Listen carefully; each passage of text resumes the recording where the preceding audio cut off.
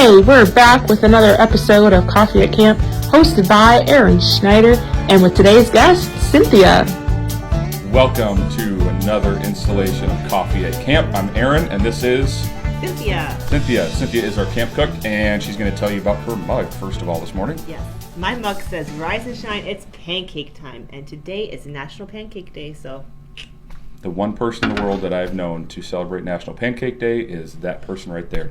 I have our original Trail Ridge coffee mug today, filled with some black coffee, and my kids said that they washed it. I don't think they did because there were some things in the bottom, but that's okay. Also feeling nostalgic because I've got the original Trail Ridge hoodie on today. But anyways, we are talking about coffee, and we're talking about camp. And at camp, we drink a lot of coffee, don't we? A lot of coffee. On an average father-son retreat, we have a 100-cup percolator. Mm-hmm. How many of those do you think that the guys drink at a father-son retreat? At least 2 for breakfast. So we have 2 breakfasts, so there's 4. 400 cups of coffee there. And then lunch, dinner, maybe another 2 or 3? Yeah. So easily 6 to 8. So 600 to 800 cups of coffee at just the father-son retreat. Actually, somebody recognized an unexpressed need recently, and they said, "Hey, you guys go through a lot of coffee." And we said, "Yeah, we sure do." And so they actually donated, I believe it was 40 pounds of coffee to the kitchen. So that's a pretty exciting thing. Yes, and it's delicious coffee too. That's the thing. Like, you could donate gross coffee, but this is delicious coffee. That is the word for the coffee that we have now. It is very good. We are saving it. That's not what we're drinking this morning. We're drinking coffee from our respective homes. But come to camp and enjoy some good coffee with us sometime. Another event that we serve a lot of coffee at is the mother-daughter retreat, and they last year enjoyed a little bit of a coffee bar and all sorts of stuff. But sign-ups for that are coming up quickly. Mm-hmm. Any ideas of what's on the menu? Well, Mother-daughter retreat starts on the 5th of May, so we are going to be celebrating Cinco de Mayo. We're going to be having a taco bar for Friday. Mexican fiesta. Mm-hmm. Wonderful. That's the only thing that's concrete in the plan so far. The tacos will not be concrete, but the food will be good. So we're looking forward to that mother-daughter retreat, moms and daughters of all ages. We always have a great weekend for that. Lots of food, lots of fellowship, and all that good stuff. Coming up sooner than that, though, actually here next weekend. Let's talk about this weekend first.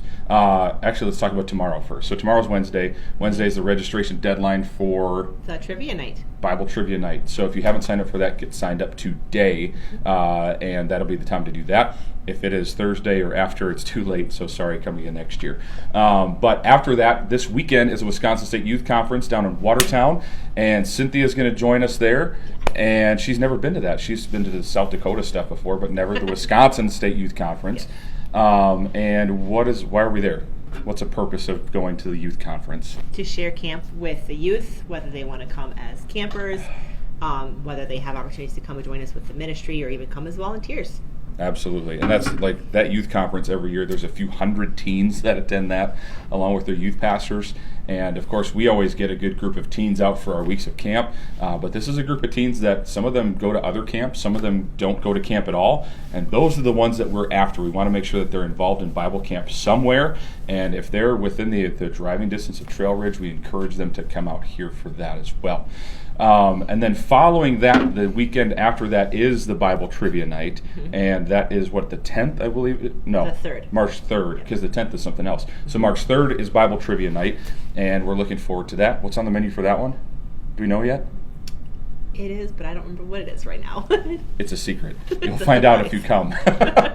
So come as a spectator or come as a team for Bible Trivia Night. It'll be good food, though.